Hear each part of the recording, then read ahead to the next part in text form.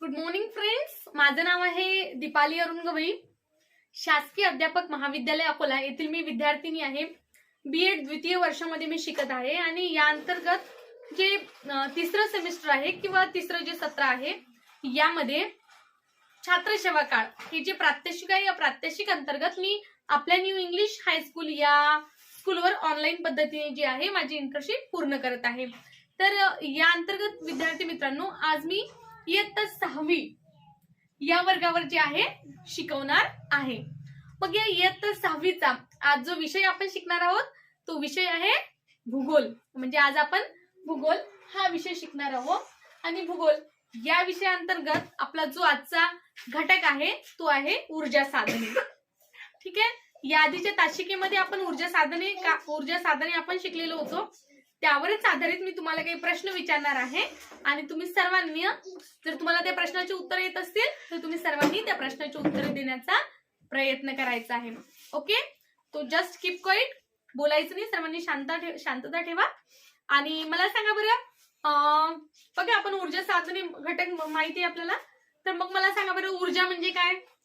एखादे कार्य करण्यासाठी लागणारी शक्ती म्हणजे ऊर्जा. अगदी बरोबर. म्हणजे एखादे कार्य करण्यासाठी आपल्याला जी शक्ती लागते ती शक्ती म्हणजे ऊर्जा. मग मला सांगा बरं ऊर्जा साधने म्हणजे काय? ऊर्जा मिळवण्यासाठी ज्या साधनांचा वापर केला जातो त्यांना ऊर्जा साधने असे म्हणतात. अगदी बरोबर.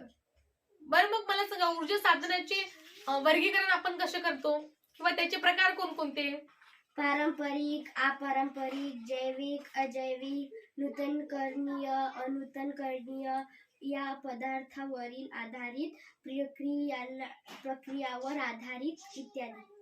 अगदी बरोबर. तर यामध्ये जे ऊर्जा साधने आहेत याचे जे प्रकार आहे किंवा याचे जे वर्गीकरण आहे ते वेगवेगळ्या प्रकारे करू शकतो आपण. म्हणजे पारंपरिक, अपारंपरिक, जैविक, अजैविक, नूतनीकरणीय किंवा अनूतनीकरणीय, किंवा प्रक्रियावर आधारित किंवा पदार्थावर आधारित, अशा प्रकारचे वेगवेगळे जे वर्गीकरण आहेत या ऊर्जा साधनाचे आपण करू शकतो. परंतु आजचा आपला जो उपघटक आहे जो आपण शिकणार आहोत तो राहणार आहे आपला पदार्थावर आधारित ऊर्जा साधने. ठीक आहे. आपण या आधीच्या तासिकेमध्ये शिकलेला होतो ऊर्जा साधने म्हणजे काय, ऊर्जा साधनांचे प्रकार. तर आज आपण शिकणार आहोत पदार्थावर आधारित ऊर्जा साधने. तर विद्यार्थी मित्रांनो, आज आपण शिकणार आहोत पदार्थावर आधारित ऊर्जा साधने कोणकोणती, हे ऊर्जा साधनांचा आपल्याला कोणता फायदा होतो आणि यांचे वैशिष्ट्य काय आणि या सगळ्यांचा उपयोग आपण कशा प्रकारे करतो हे सर्व सविस्तरपणे आपण आजच्या आपल्या तासिकेमध्ये आजच्या या उपघटकांमध्ये शिकणार आहोत. तर आजचा आपला जो उपघटक आहे तो आहे पदार्थावर आधारित ऊर्जा साधने.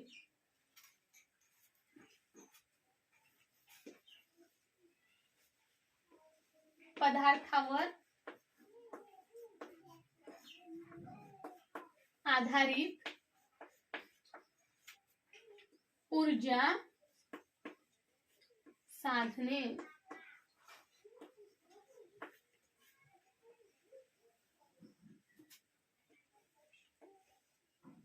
ठीक आहे. आजचा आपला जो उपघटक आहे तो आहे पदार्थावर आधारित ऊर्जा साधने.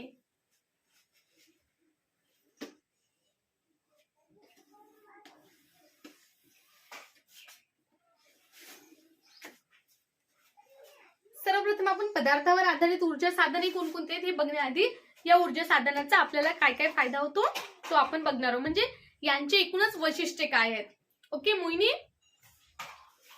यामध्ये जे पदार्थावर आधारित ऊर्जा साधने असतात यांचा काय फरक आहे आणि यामध्ये काय चेंजेस आहेत हे आपण बघणार आहोत. बघा आता हे पदार्थ जे आहेत आपण या आधीच्या तासिकेमध्ये शिकलो होतो पदार्थावर आधारित ऊर्जा साधने. तर ही जे पदार्थावर आधारित जे ऊर्जा साधने आहेत यामध्ये तुम्हा सगळ्यांना मी सांगू इच्छिते की जे पदार्थावर आधारित ऊर्जा साधने आहेत यामध्ये आपण लाकूड, त्यानंतर कोळसा, खनिज तेल, नैसर्गिक वायू आणि त्यानंतर जे अणु आहेत ते, त्यानंतर कचरा, असे वेगवेगळे जे पदार्थ आहेत यापासून जी ऊर्जा निर्माण केली जाते ते आपण या आधीच्या तासिकेमध्ये तुम्हाला मी सांगितलं होतं. जे पदार्थावर आधारित जे ऊर्जा साधने आहेत यामध्ये कोणकोणती ऊर्जा साधने आहेत, एक तर आहे कोळसा, त्यानंतर लाकूड आहे, त्यानंतर खनिज तेल आहे, नैसर्गिक वायू आहे, कचरा आहे आणि अणु आहेत.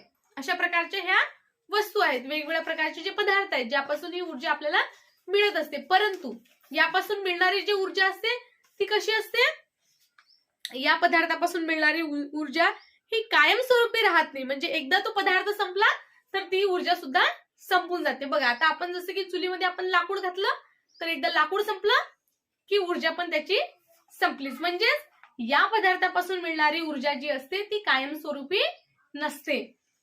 त्यानंतर या पदार्थापासून जी मिळणारी ऊर्जा असते ती एकदा वापरली की संपते.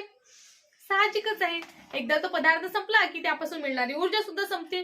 दुसरी गोष्ट, आपण याचा पुनर्वापर नाही करू शकत. एकदा लाकूड संपलं की त्याचा राख बनून तर संपून जाते, त्याचा आपण पुनर्वापर नाही करू शकत, पुन्हा आपण नाही वापरू शकत ते. आणि हे पण मर्यादित स्वरूपात आहे. शेवटी आपल्याला लाकूड मिळवण्यासाठी बरेचसे जंगल तोडावे लागतील आणि एकदा का जंगल संपले तर लाकूड संपलं. म्हणजे याचा मर्यादित स्वरूपात आहे. तेलाचं पण, खनिज तेल, नैसर्गिक वायूचे पण जे साठे असतात ते मर्यादित असतात. एकदा का खनिज तेलाचे साठे संपले की ते संपले, पुन्हा त्याला निर्माण होण्यास बरेचसे वर्ष लागतात. त्यामुळे आपल्याला पुन्हा ते ऊर्जा साधन मिळू शकत नाही. त्यामुळेच हे काय असतात, मर्यादित स्वरूपाचे असतात. आपण आधी एक काम करू ना, या साईडला जे आहे आपण याचे जे वैशिष्ट्य आहेत, पदार्थावर आधारित ऊर्जा साधनांची वैशिष्ट्ये लिहून घेऊ आणि इथून ती साधने कोणकोणती आहेत ते आपण बघू. ठीक आहे, इथे आपण लिहिणार आहोत पदार्थावर आधारित ऊर्जा साधनांची वैशिष्ट्ये.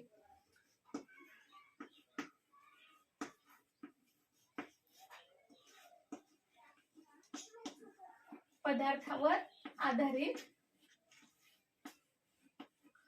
ऊर्जा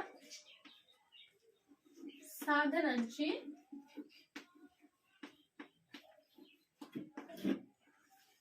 वैशिष्ट्ये.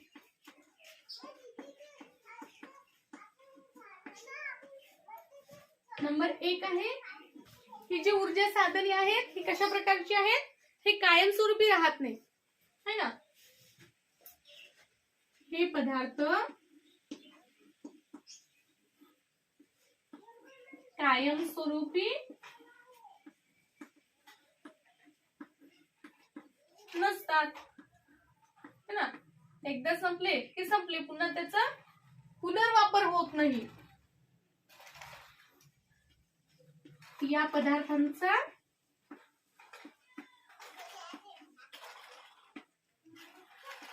पुनर्वापर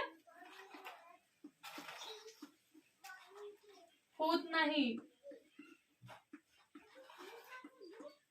एकदा लाकूड संपलं तर मिळालेल्या राखेपासून आपण पुन्हा ऊर्जा निर्माण करू शकतो का, नाही. म्हणजेच काय आहे ते, त्याचा आपण पुनर्वापर करू शकत नाही. दुसरी गोष्ट, हे जे पदार्थ असतात हे पदार्थ कसे असतात, मर्यादित स्वरूपात असतात. म्हणजे आपण त्याचा अतिवापर केला तर ते संपून सुद्धा जाऊ शकतात.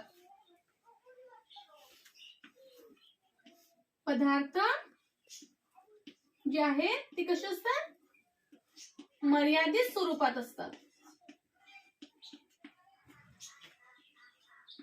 मर्यादित स्वरूपात आहेत.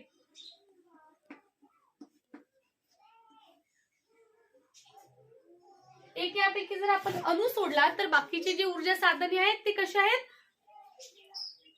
पारंपरिक आहेत. पारंपरिक म्हणजे त्यांचे साठे संपले तर ते सुद्धा इथून संपून जातील. आणि या सर्वांचं जेव्हा आपण ऊर्जा निर्माण करतो त्यावेळेस काय होते, प्रदूषण होते. म्हणजे बघा, आपण जेव्हा लाकूड जाळतो त्यामुळे हवा प्रदूषण होते, कोळसा जेव्हा जाळतो त्यापासून सुद्धा प्रदूषण होते, त्यानंतर खनिज तेल जे आहे याच्यापासून सुद्धा धुवा, आपण वाहनांमध्ये जे खनिज तेल टाकतो त्यापासून सुद्धा धुरून निघतो ना खूप, त्यामुळे कार्बन मोनॉक्साईड असते, मिथेन असते, यासारखे जे गॅस हवेमध्ये होतात त्यामुळे काय होते, हवेचे प्रदूषण होते. ठीक आहे, त्यामुळे याचे साईड इफेक्ट सुद्धा आहेत. कारण हे जे आहे यापासून हवेचे प्रदूषण होते. म्हणजे आपण यापासून जेव्हा ऊर्जा निर्मिती करतो त्यावेळेस काय होते, प्रदूषण होते.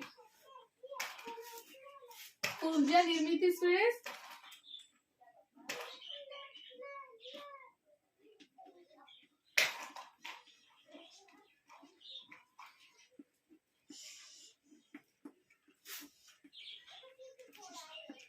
प्रदूषण होते.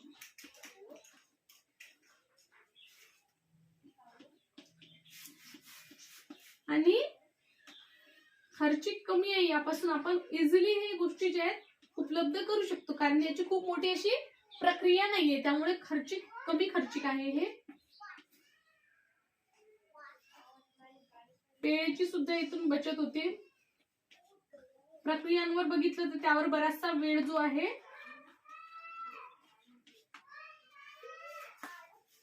एकतर यापासून वेळेची बचत होते, खर्चिक सुद्धा कमी आहे, आणि परंतु याचे काही साईड इफेक्ट सुद्धा आहेत, म्हणजे याचे काही दुष्परिणाम सुद्धा आहेत, जसे की यामध्ये खूप जास्त आपल्याला काय करावं लागतं, प्रदूषण होते, पुनर्वापर होत नाही, मर्यादित स्वरूपात असतात, अपारंपरिक नसल्यामुळे ते काय होतात, लवकर संपून सुद्धा जातात, आणि पुन्हा नवीन निर्माण होण्यासाठी याला काय होतं, हजारो वर्षाचा कालावधी लागतो. कारण एकदा का हे खनिज तेल संपलं तर नवीन खनिज तेल जमिनीमध्ये निर्माण होण्यासाठी हजारो वर्षाचा कालावधी लागतो, म्हणजेच पुन्हा लवकरात लवकर जे आहे ते पुन्हा निर्माण होऊ शकत नाही. त्यामुळे याला कालावधी सुद्धा पुनर्नूतनीकरण होण्यासाठी, पुन्हा नवीन निर्माण होण्यासाठी याला हजारो वर्षाचा कालावधी लागतो. कारण एकदा का जमिनीवरचे आपल्या पृथ्वीवरचे जर सगळे लाकूड संपले तर नवीन लाकूड जमिनीत लावून नवीन झाड निर्माण होण्यासाठी आणि ते सुकून पुन्हा तोडण्यासाठी बऱ्याच काळ जो त्याच्यामध्ये जातो, म्हणजे नूतनीकरणासाठी यांना खूप सारा वेळ लागतो. अशी आहे ती पदार्थावर आधारित ऊर्जा साधनांची वैशिष्ट्ये. कोणकोणते आहेत? एक तर हे पदार्थ कायमस्वरूपी नसतात, म्हणजे एकदा का लाकूड जळालं, एकदा का कोळसा संपला, एकदा का खनिज तेल संपलं, त्याचं आपण संपलं ते तिथून. जसे की सूर्य असतो, सूर्याची उष्णता कधी संपणार का, हवेची हवा कधी संपणार का, ती मर्यादित स्वरूपात नसतात, ते अमर्याद असतात. कितीही सूर्याची उष्णता वापरा, कितीही हवा वापरा, कितीही पाणी वापरा, भरती ओहोटीपासून प्रक्रिया करून कितीही ऊर्जा मिळवा, कारण ही कधी संपणार नाहीये. परंतु लाकूड, दगडी कोळसा, खनिज तेल, नैसर्गिक वायू, कचरा, अणु ह्या गोष्टी संपणार आहेत. त्यामुळे याच्यापासून मिळणारी जी ऊर्जा असते ही आपल्यासाठी कमी खर्चिक असली आणि वेळेची बचत जरी होत असली तरी एकतर हे कायमस्वरूपी नसतात. दुसरी गोष्ट, आपण याचा पुनर्वापर करू शकत नाही. एकदा का लाकूड संपून गेलं तर संपून गेलं, एकदा का कोळसा संपला, कोळसा जळाला की संपलं, त्याचा आपण पुनर्वापर करू शकत नाही. आणि दुसरी गोष्ट, याचे जे साठे आहेत ते मर्यादित स्वरूपात आहेत. दगडी कोळसा आपण आपल्या सगळ्यांना माहिती, आपण जमिनीतून काढतो, परंतु तो कसा आहे, मर्यादित स्वरूपात आहे. एकदा संपला तर नवीन निर्माण होण्यासाठी, त्याचं नूतनीकरण होण्यासाठी हजारो वर्षाचा कालावधी लागतो. खनिज तेलाचं सुद्धा तसंच, निर्माण होण्यासाठी पुन्हा अणु जे असतात, युरेनियम, थोरियम यासारखे जे खनिज असतात, हे सुद्धा जमिनीमध्ये पुन्हा निर्माण होण्यासाठी हजारो वर्षाचा कालावधी लागतो. आणि दुसरी गोष्ट असते, त्यामुळे ते मर्यादित स्वरूपात असतात. आणि यापासून जेव्हा आपण ऊर्जा निर्मिती करतो त्यावेळेस काय होते, प्रदूषण होते. त्यामुळे हे आपल्या पर्यावरणासाठी काय आहे, योग्य नाही आहे. आणि खर्चिक कमी आहे, वेळेची बचत होते. हे दोन त्याचे आपल्याला चांगले फायदे सुद्धा बघता येतात. ठीक आहे, अशा प्रकारे हे झाले पदार्थावर आधारित ऊर्जा साधनांची वैशिष्ट्ये. आता आपण बघणार आहोत एक्झॅक्टली ते ऊर्जा साधने कोणकोणती आहेत. ठीक आहे, इथे आपण बघणार आहोत पदार्थावर आधारित ऊर्जा साधने.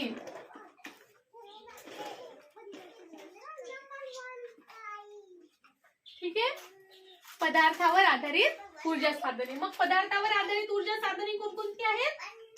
सगळ्यात नंबर 1 आपण बघणार आहोत लाकूड.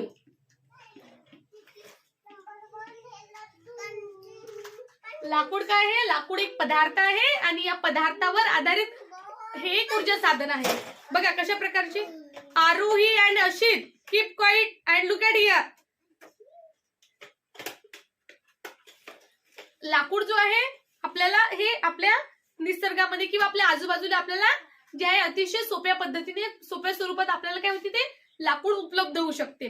परंतु लाकूड जरी आपल्याला उपलब्ध होत असेल, हे लाकूड जेव्हा आपण चुलीमध्ये जाळतो तेव्हा त्यापासून उष्णता निर्माण होते आणि या उष्णतेमुळे आपलं अन्न शिजते, आपलं पाणी गरम होते, आपल्या वेगवेगळ्या प्रकारची जी उष्णता जी आहे आपल्याला या लाकूड जाळून मिळू शकते.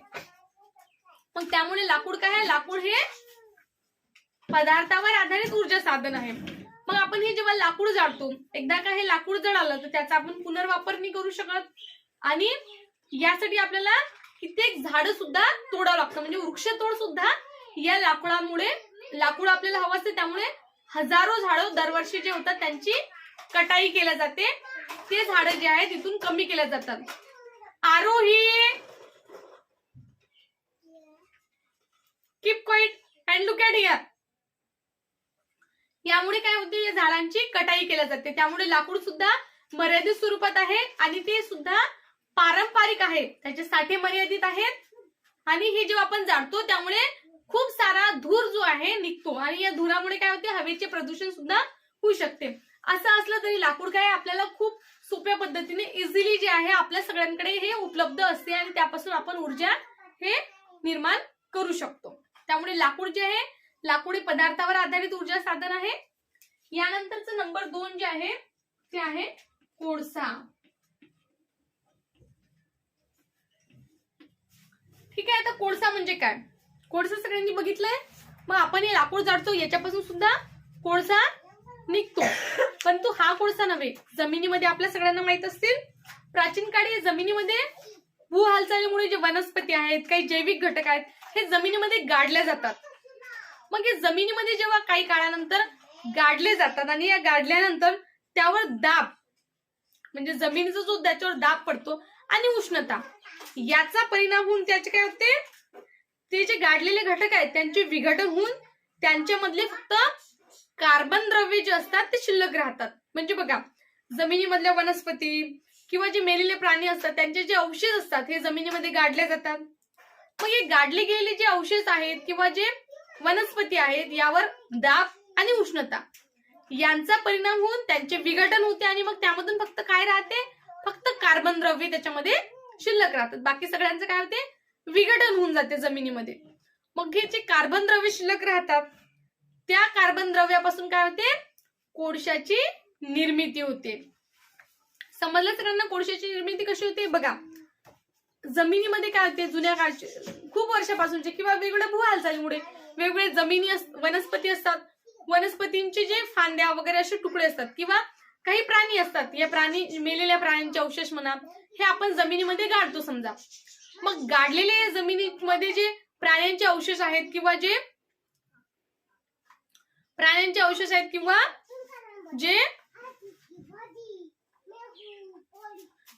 अवशेष आहेत यापासून काय होते, त्या प्राण्यांच्या अवशेषांचे विघटन होते. म्हणजे त्यांच्यामधले ते जे आहेत शोषून घेतले जाते जमिनीमध्ये आणि फक्त त्यांच्यामधले जे कार्बन द्रव्य आहेत हे कार्बन द्रव्य तेवढे शिल्लक राहतात आणि या कार्बन द्रव्यांचं काय होते, मग कोळशांची निर्मिती होती. मग कोळसा आपण जो जाळतो या कोळशापासून सुद्धा आपल्याला कोणत्या प्रकारची ऊर्जा मिळते आणि कारण हे सर्व काय असते, या कोळशाच्या दर्जावर अवलंबून असते. समजा जर साधा कोळसा असला तर हा जो साधा कोळसा असतो हा आपण घरगुतीसाठी किंवा छोट्या कामासाठी वापरू शकतो. परंतु तो जर जो दगडी कोळसा असेल म्हणजे चांगल्या क्वालिटीचा असेल तर तो उद्योगधंद्यामध्ये वापरला जातो. म्हणजे साधा कोळसा घरगुती कामासाठी किंवा आपल्या स्वयंपाकघरात आणि जर दगडी कोळसा असेल तर तो उद्योगधंद्यामध्ये वापरला जातो. यापासून मिळालेली ऊर्जा सुद्धा कशी आहे, कोळशापासून मिळालेली ऊर्जा सुद्धा एकतर कायमस्वरूपी नाहीये. एकदा कोळसा संपला तर ऊर्जा पण संपते, पुन्हा त्याचा पुनर्वापर होत नाही. एकदा कोळसा जळाला त्याचा आपण पुनर्वापर करू शकत नाही. आणि जमिनीमध्ये हे जे कोळशाचे साठे असतात हे सुद्धा मर्यादित स्वरूपाचे आहेत. म्हणजे जमिनीमध्ये या सर्व जे प्राण्यांचे अवशेष असो, वनस्पती असो, अशा प्रकारे जो कोळसा असतो या कोळशापासून काय केलेलं जाते, या कोळशापासून ऊर्जा निर्मिती केली जाते. यानंतरचं नंबर 3 जे आपलं पदार्थावर आधारित ऊर्जा साधन आहे ते म्हणजे खनिज तेल आणि नैसर्गिक वायू. म्हणजे खनिज तेल आणि नैसर्गिक वायू. बघा, ज्या प्रकारे दगडी कोळसा जो असतो, दगडी कोळशाची जमिनीमध्ये निर्मिती होते, अगदी त्याचप्रमाणे त्यापासून जे आहे खनिज तेल आणि नैसर्गिक वायू जमिनीमध्ये त्याच प्रकारे त्यांची सुद्धा तयार होतात. आणि हे जे तयार झालेले खनिज असतात, खनिज तेल असो किंवा हे जे नैसर्गिक वायू आहेत, खनिज तेलाचे ज्या प्रकारचे साठे जमिनीमध्ये सापडतात, अगदी दगडी कोळशासारखे सुद्धा खनिज तेलाचे सुद्धा काय असतात, साठे असतात. मग हे खनिज तेल जे असते या खनिज तेलाची निर्मिती जे आहे खनिज तेल जे आहे ते तयार करून त्यापासून ऊर्जा निर्मिती केली जाते. मग आपण वेगवेगळ्या वाहनांमध्ये किंवा वेगवेगळे कार्य करण्यासाठी वेगवेगळ्या ठिकाणी ऊर्जा निर्मिती करण्यासाठी काय होते, या खनिज तेलांचा वापर केला जातो. मग खनिज तेल जे असते, या खनिज तेलाचे जे साठे आहेत ते सुद्धा कसे आहेत, मर्यादित स्वरूपात आहेत. कारण हे खनिज तेल जे आहे हे जमिनीमध्ये निर्माण होण्यासाठी, तयार होण्यासाठी हजारो वर्षाचा कालावधी त्याला लागतो. मग हे हजारो वर्ष, कारण हे आपण आज आपण जे खनिज तेल वापरत आहोत हे हजारो वर्ष आधी तयार झालेलं आहे. मग अशाच प्रकारे जर मानव अधाशीपणाने खनिज तेलाचे साठे शोधत बसला, सगळे खनिज तेल एकदा संपून टाकलं, तर भविष्यात जे आहे आपल्याला सर्वांना फक्त आणि फक्त सायकलिंगचाच वापर करावा लागणार, फक्त सायकलच चालवावी लागतील, कारण खनिज तेल तर सगळं संपून जाणार. त्यामुळे खनिज तेलांचा वापर जो आहे हा मर्यादित स्वरूपात करणे आवश्यक आहे. जेव्हा आपल्याला गरज असेल तेथेच आपण जे आहे वाहनांचा वापर करावा. आणि जर अंतर जर कमी असेल तर आपण तिथे पैदल किंवा पायी चालत जाऊन सुद्धा ते अंतर आपण कापू शकतो. थोडेसे दूर जायचं असेल तर आपण सायकलचा वापर करू शकतो, कारण सायकलमुळे कोणत्याही प्रकारचं प्रदूषण होत नाही, कोणत्याही प्रकारचं खनिज तेल त्याला लागत नाही आणि आपला व्यायाम सुद्धा त्यामुळे होऊ शकतो. त्यामुळे शक्य त्या ठिकाणी अशा प्रकारचं जे खनिज तेल आहे याचा आपण वापर जो आहे टाळला पाहिजे, कमी केला पाहिजे. कारण खनिज तेलाचे साठे मर्यादित आहेत. एकदा खनिज तेल संपलं तर आपल्या सगळ्यांना खूप मोठ्या समस्याला सामोरे जावे लागेल आणि खनिज तेलाचा पुनर्वापर सुद्धा होत नाही आणि हे पारंपरिक आहे, म्हणजे पटकन संपून जाणार आहे. दुसरी गोष्ट, खनिज तेल जेव्हा आपण वापरतो यापासून वाहनामध्ये किंवा कुठेही आपण जेव्हा वापर करतो त्यापासून जो वायू बाहेर पडतो तो म्हणजे CH4 यानी मिथेन, कार्बन डायऑक्साईड यासारखे अतिशय विषारी असे वायू जे आहेत ते हवेत या खनिज तेलाच्या वापरामुळे निघत असतात, हवेमध्ये मिसळत असतात. त्यामुळे ते आपल्यासाठी सुद्धा काय आहे, खूप घातक आहे. त्यामुळे खनिज तेलाचा वापर आपल्या सर्वांनी जपूनच केला पाहिजे. खनिज तेलांचे जे साठे आहेत आपल्या भारतासारख्या देशामध्ये फारच कमी आहेत. आपल्या सगळ्यांना माहित आहे सौदी अरेबिया नाव ऐकले सगळ्यांनी, इराण, इराक यासारख्या देशामध्ये जे आहे ना खनिज तेलाचे खूप सारे साठे, त्यामुळे तेथून हे तेल आयात जेव्हा केले जाते त्यामुळे तेथे खनिज तेलाची किंमत सुद्धा काय वाढत आहे. आज आपण बघतो की मागच्या वर्षी जे पेट्रोल डिझेलचे भाव होते ते पेट्रोल डिझेलचे भाव आता राहिलेले नाहीयेत. आज जे डिझेल जे पहिले 83 रुपये पर लिटर होतं, आज ते 100च्या वर गेले, 110 रुपयापर्यंत जे आहे डिझेल गेलं, तर पेट्रोल जे आहे 130 रुपयापर्यंत गेलेलं आहे. म्हणजे हे पेट्रोल डिझेल जे आहे यांचे जे भाव आहेत हे गगनाला भिडले आहेत, खूप जास्त वाढत आहेत आणि हे दररोज जे आहेत बदलत आहेत. मग हे दररोज का वाढत आहेत, दररोज का बदलत आहेत, कारण यांच्यासाठी मर्यादित असल्यामुळे साहजिकच आहेत. जेवढं सगळं खनिज तेल आहे या खनिज तेलावर प्रक्रिया करून कमी असल्यामुळे त्याची किंमत काय आहे, खूप जास्त आहे. आणि या खनिज तेलाचा रंग सुद्धा कोणता असतो, पेट्रोल डिझेल कोणत्या कलरचं असते, काळसर कलरचं असते ना, थोडं काळपट असते. त्यामुळेच याला काळे सोनं असं म्हणतात, है ना. काळं सोनं कशाला म्हणतात, काळं सोनं म्हणतात जे जे खनिज तेल आहे यांना, खनिज तेलाला यामुळे त्यांच्या किमतीमुळे त्याला काळं सोनं असंही म्हणतात. ठीक आहे. यानंतरचं जे ऊर्जा साधन आहे ते आहे बायोगॅस.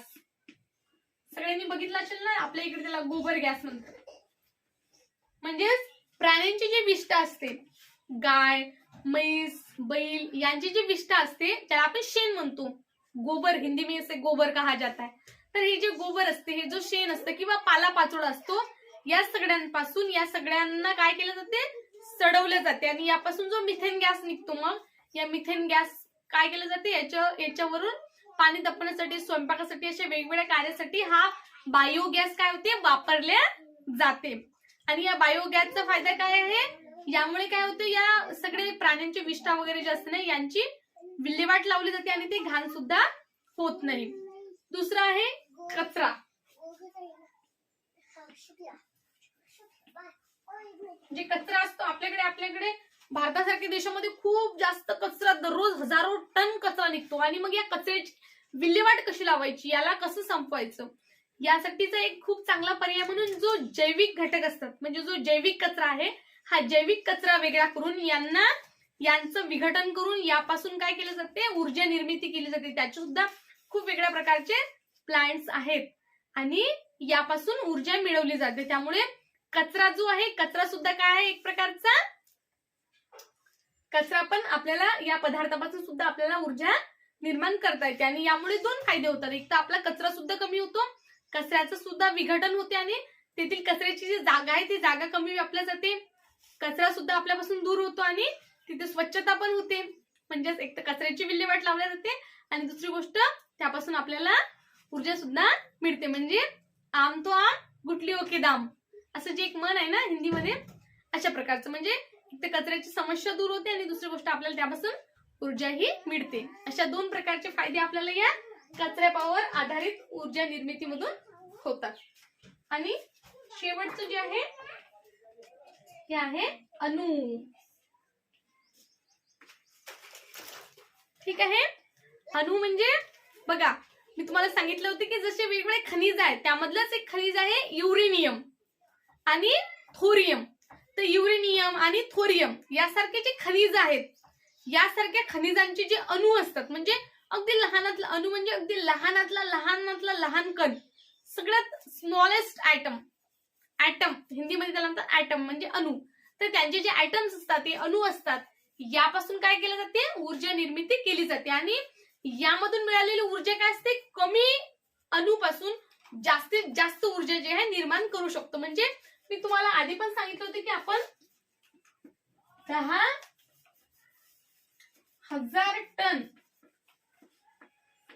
10,000 टन कोळसा जर आपण जाळला तर यापासून जी ऊर्जा मिळेल तेवढी आपल्याला 1 किलो युरेनियम पासून मिळेल. म्हणजे 1 किलो युरेनियम कुणाच्या बरोबरीत आहे, 1 किलो युरेनियम बरोबरीत आहे 10,000 टन कोळशाच्या बरोबरीत. म्हणजे 10,000 टन कोळसा जी ऊर्जा निर्मिती करेल ते फक्त 1 किलो युरेनियम पासून, 1 किलोग्राम युरेनियम पासून तेवढीच उष्णता, तेवढीच ऊर्जा जी आहे आपण निर्माण करू शकतो. ठीक आहे. अशा प्रकारचे जे आहेत ते आहेत हे पदार्थावर आधारित ऊर्जा साधने. ठीक आहे. सगळ्यांना समजले पदार्थावर आधारित ऊर्जा साधने कोणकोणती? एकतर लाकूड, कोळसा, खनिज तेल, बायोगॅस, कचरा आणि अणु हे आहेत पदार्थावर आधारित ऊर्जा साधने. आणि याची वैशिष्ट्ये पण मी तुम्हाला सांगितलेली आहेत. एकतर हे कायमस्वरूपी नसतात, पुनर्वापर याचा होत नाही, मर्यादित स्वरूपात असतात आणि ऊर्जा निर्मितीच्या वेळेत प्रदूषण सुद्धा होत असते. ठीक आहे. समजलं सगळ्यांना? ठीक आहे. मग मी याला इरेज करू. बरं, आपण जे आता ऊर्जा साधने जे आपण शिकलो यावर आधारित मी तुम्हाला काही प्रश्न विचारणार आहे आणि तुम्हाला जर ते येत असतील तर तुम्ही ते मला सांगायचे.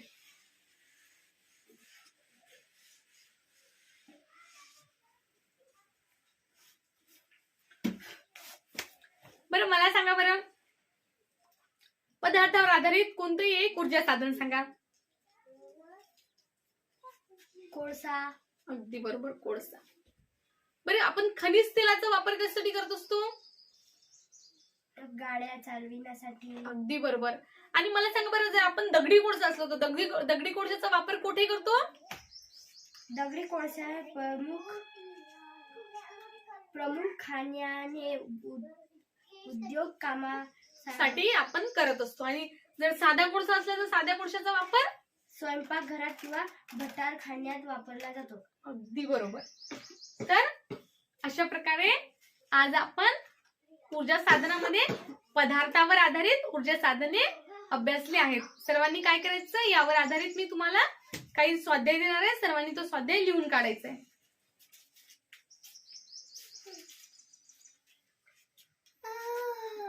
खालीलपैकी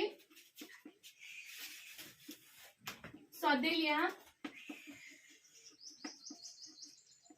पदार्थावर आधारित ऊर्जा साधनापैकी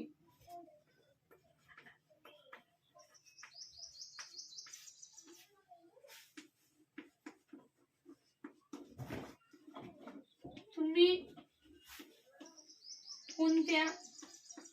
कोणकोणत्या ऊर्जा साधनाचा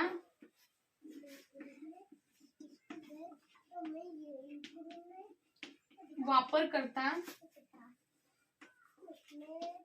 ते लिहा.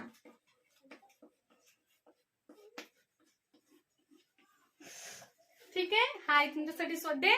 सर्वांनी जो स्वाध्याय आहे तो पूर्ण करायचा आहे आणि पुढील तासिकेमध्ये मला सांगायचं आहे. थँक्यू.